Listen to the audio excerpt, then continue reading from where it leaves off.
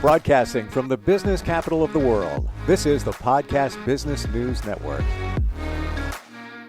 And welcome back, everybody. I pose this question as we begin this podcast. Who are you? 3 words. Think about it for a moment. Who are you? And I'm asking that question. Are you really you? Are you what people want you to see you as?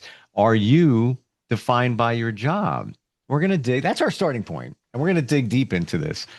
This is how this works with our next guest. We throw things up in the air, and then we have some pretty deep realizations that help us heal and move our lives forward. He is an accelerated healing specialist, uses lots of different modalities to help us with those realizations and move life along.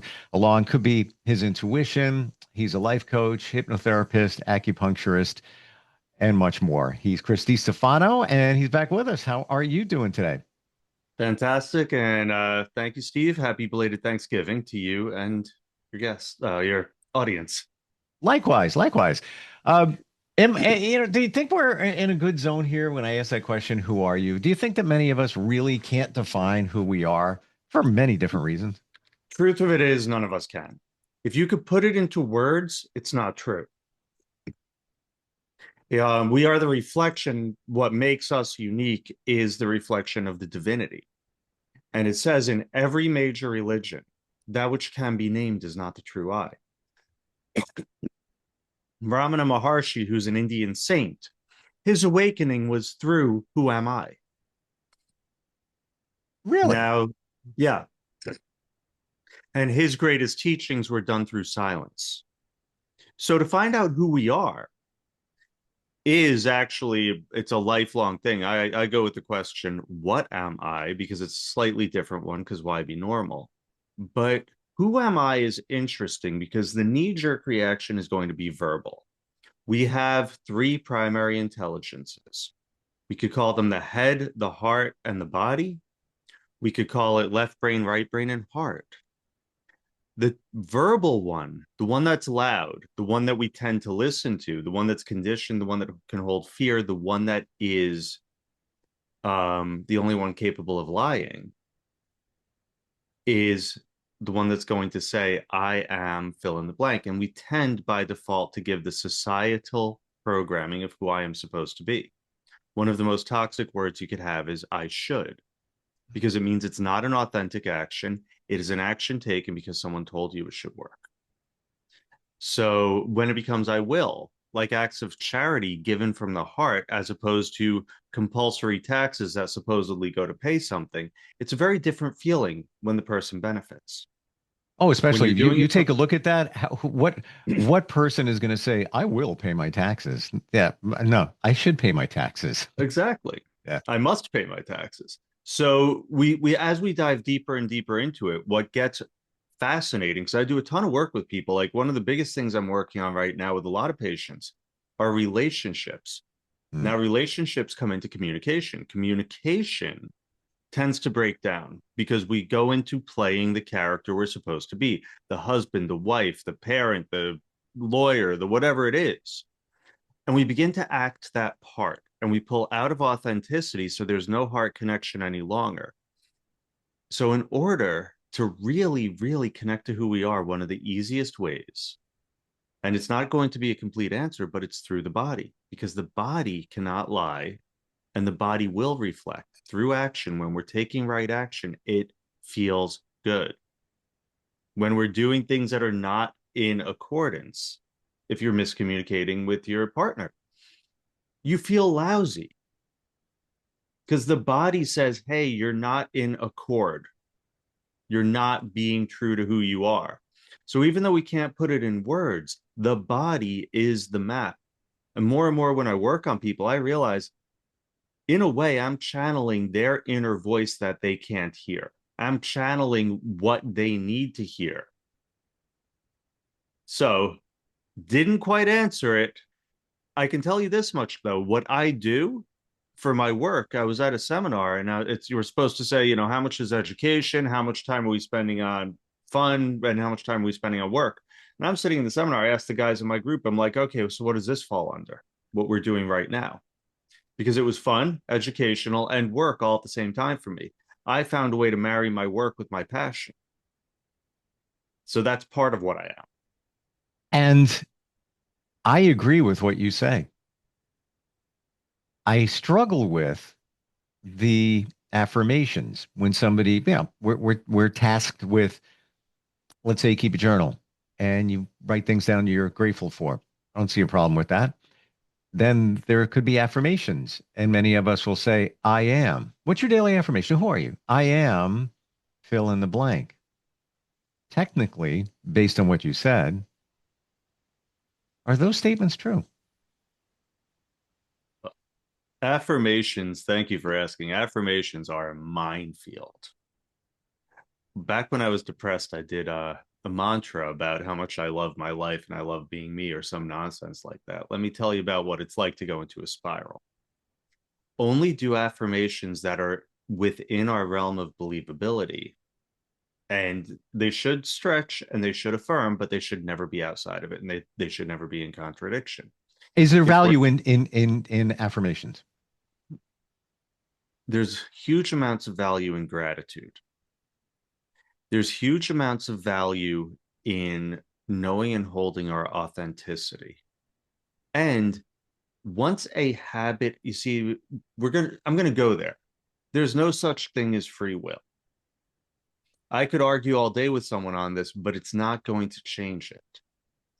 I can hold paradox. I can see the free will. We could argue that I made a choice. Really, what happens, there's the power of intent. Ultimately, we intend to shift what the character is, and through conditioning, habituation, developing good habits and patterns, we then respond and react differently to our environment. Affirmations are one way of rehabituating thought patterns. So you're programming the person, I'm more confident. And if it's within the believability, and if we begin to see tangible shift, that helps to build momentum. But for a lot of people, it is just hot air. So and thank you for that. And I subscribe to that. It's one thing to say a true statement, what you really are, as opposed to what you want to be, which may not even be in your grasp. Um, let's go to free will. Yes. Freedom of choice. I've always believed that no matter what happens to you in life, and it can get really mucky, it can suck bad, but you still have a choice how you're going to deal or how you're going to react to it. That was your choice, i.e., free will. You're saying that it's not really free will, it's intent. I'm trying to process that. It's kind of like a choose your own adventure book. Remember those when we were kids? You get to the inflection point. You're at the cave. You hear a noise inside. Do you go run up the mountain or do you go into the cave? Both scripts are already written. Now, if prior to getting to that juncture, you have the intent of being a brave lion fighter, then your decision at that inflection point will be reflective of the programming you would put into yourself up until then. You've programmed the character to react to stimuli in a certain way through repetitive action and or thought. So free will, I'm not going to say there's completely no free will because that starts to become dogmatic, but most of what we assign to free will. I'll give a great example. Going back to relationships, that person who triggers you says, hey, nice sweater. And you immediately remember in the back of your mind the time that they picked on you when you were 7. And you go tell them to go pound sand when actually they thought your sweater was pretty nice. You didn't exercise free will. You didn't exercise presence. You exercised running a pattern.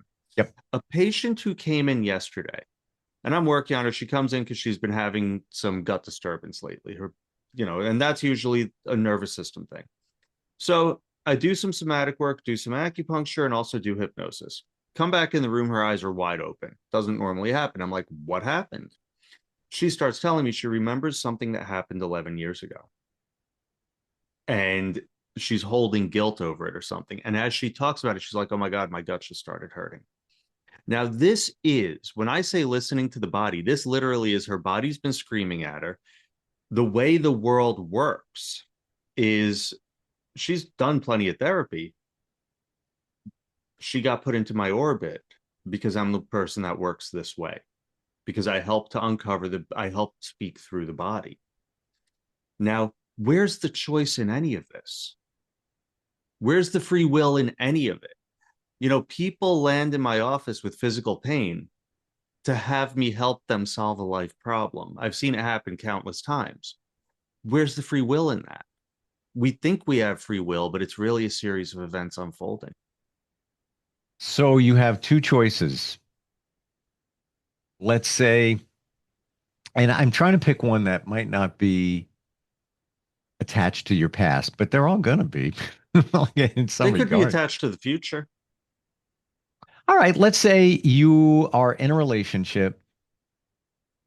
You're not sure if it's okay, but it doesn't really fully fit you. You have a choice: keep going with it, or end it, or modify it in a different direction. So, fork in the road, if you will. Yeah.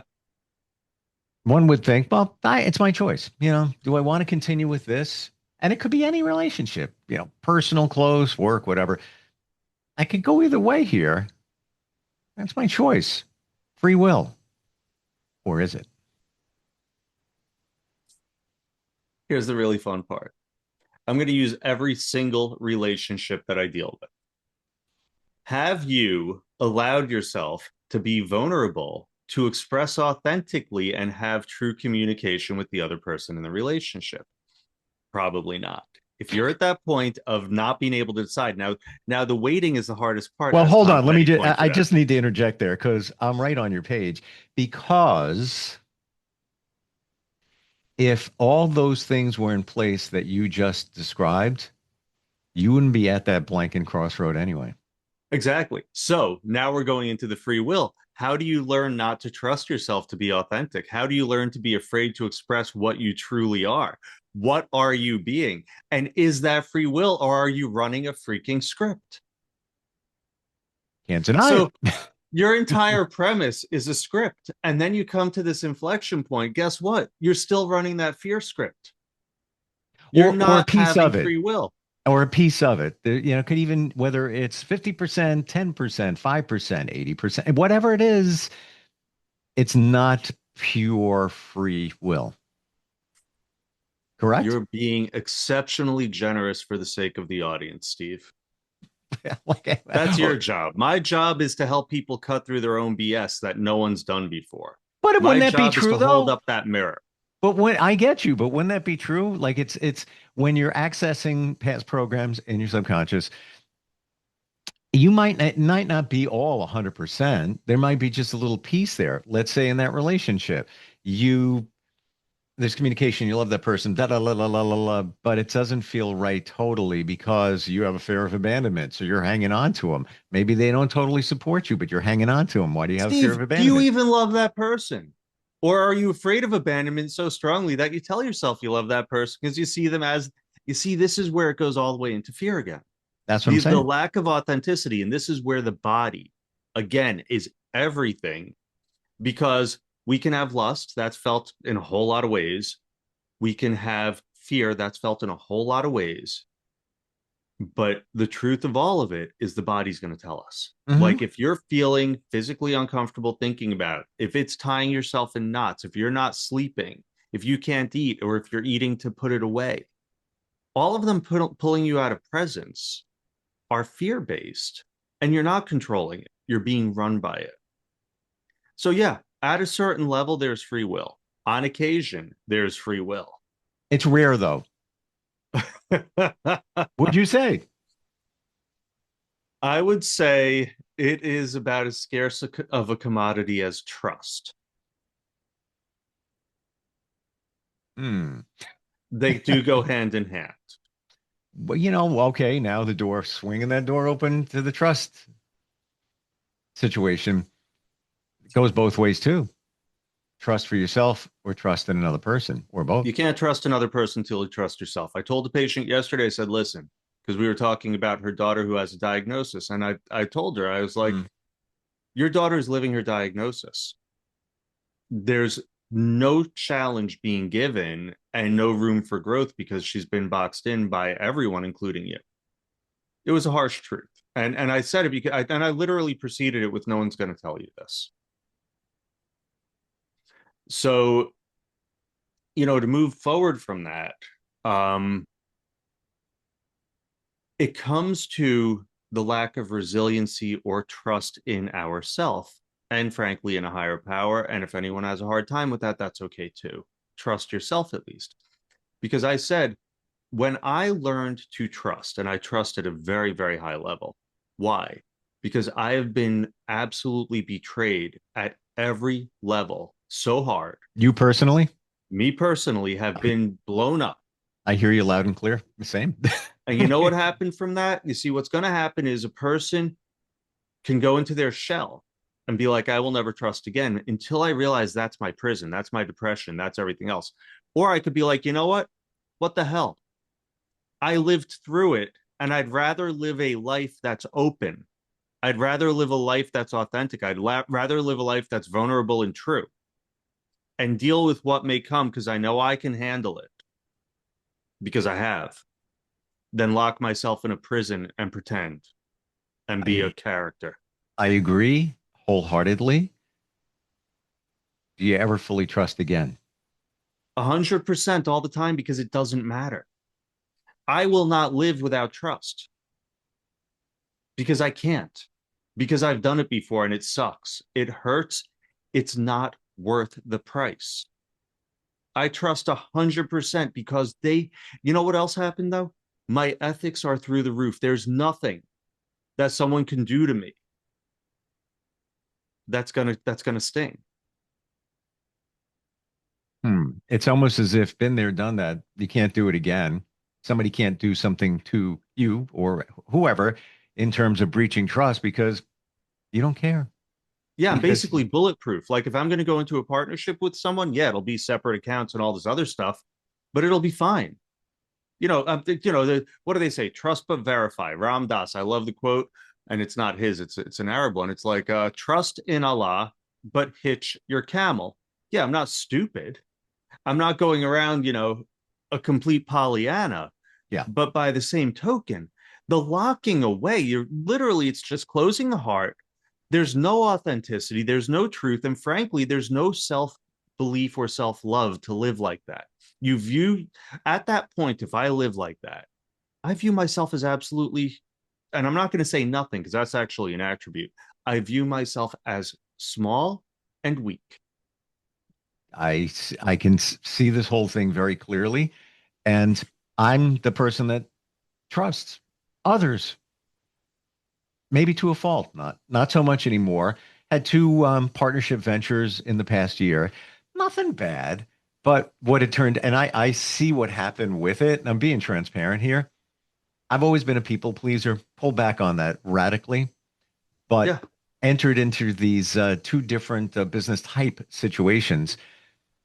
And it turned out to be where, wait a minute, I'm pulling the lion's share. I'm doing most of the work. Now it started with everybody else doing the work.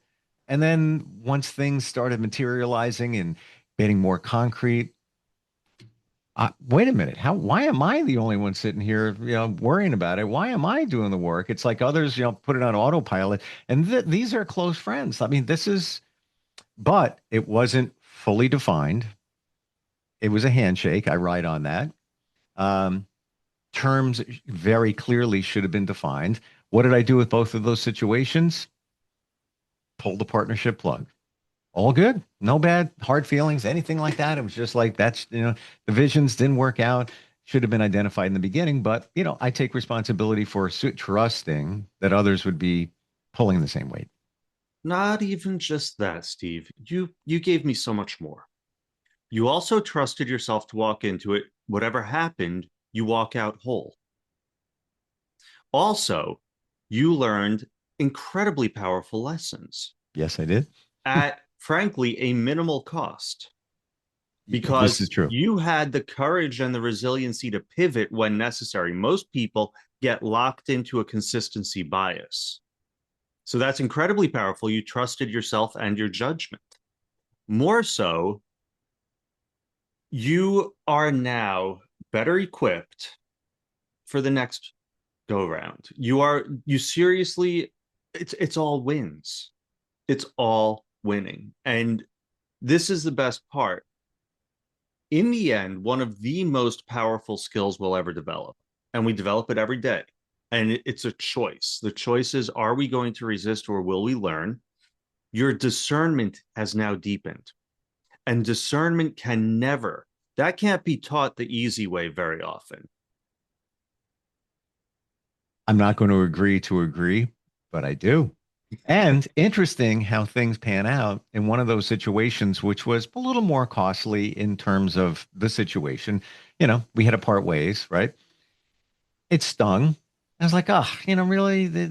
Okay, whatever, negotiated, blah, blah, blah. The day it wrapped, something swung back in my favor and it was a wash. Financially swung back in my favor, all the way it should be. There's nothing uh, unscrupulous happened at all, but it swung back and it turned out to be a wash. So it was like a lesson learned, but nothing lost. It was just more Because, gain. Steve, here's the miracle. And this goes back to what you are. And I'm sorry to cut you off because that's exactly what it is. You left yourself open. You see, what happens is, here's the absolute truth. You can read, if you like the Bible, you could read it. If you like any other book, you can read it. It's all right there. This is actually what we are. The representation of infinite consciousness in this apparent 3D plane, which is a collapse of the infinite. Original sin would be where we essentially cut a bubble off the infinite. Everyone has what would be called a flaw, but it's not really. That fractals through and creates what we would call the individual. Now, the really cool part about that is, by definition, we are of the infinite. You cannot subdivide the infinite. So by definition, we're actually infinite. We are always provided for. If you pay attention, watch goats running up and down cliffs, you will see we are protected. I swear, just watch that a few times. And when we operate from fear, then that's going to be the Outwitting the Devil book by Napoleon Hill. Great book. When we're operating from fear, we're literally pushing away the opportunity for abundance to flow into us. When we are operating from scarcity, we are removing that from our lives.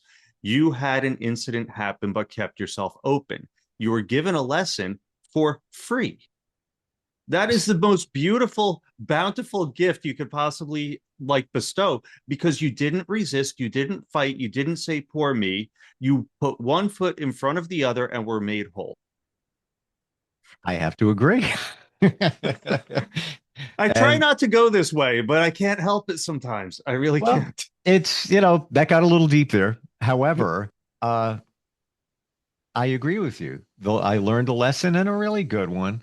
Um, but it's minimal expense in minimal expense in all of it. And on the back end, the things that I put in place, I'm going to run with them in another direction. It just wasn't running in the direction that somebody else had, and all good.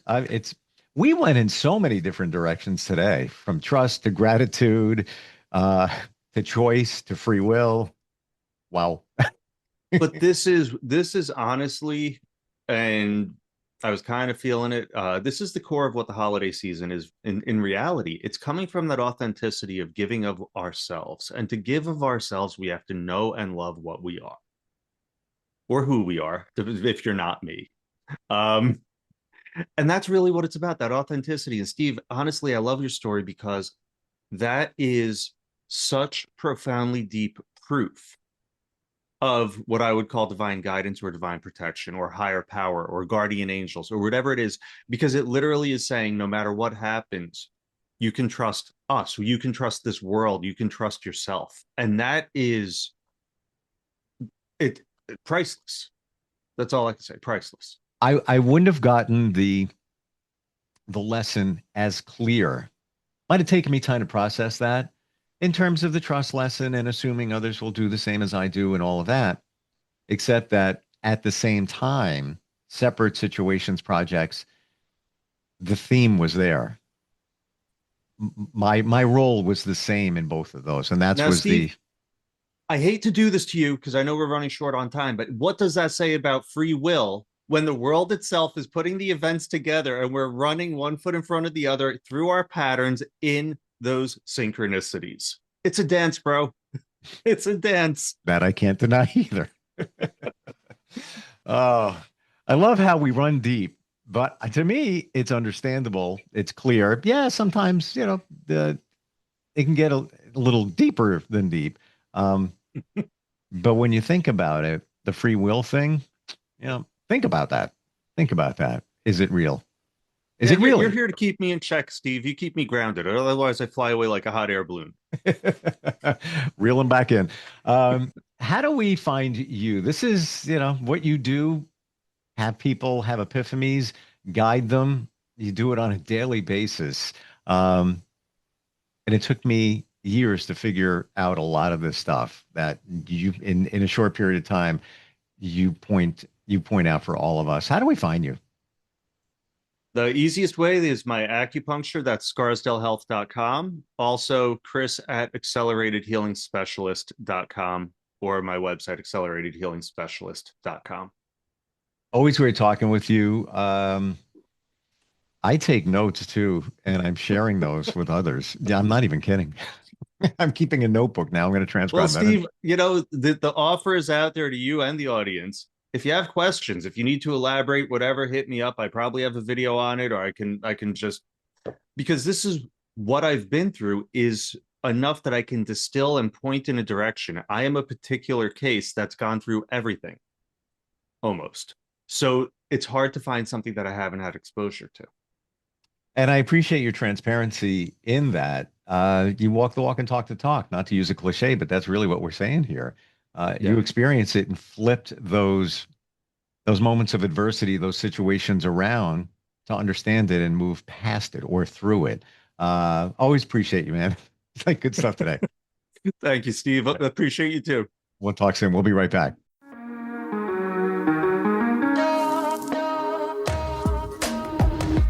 Broadcasting from the business capital of the world, this is the Podcast Business News Network.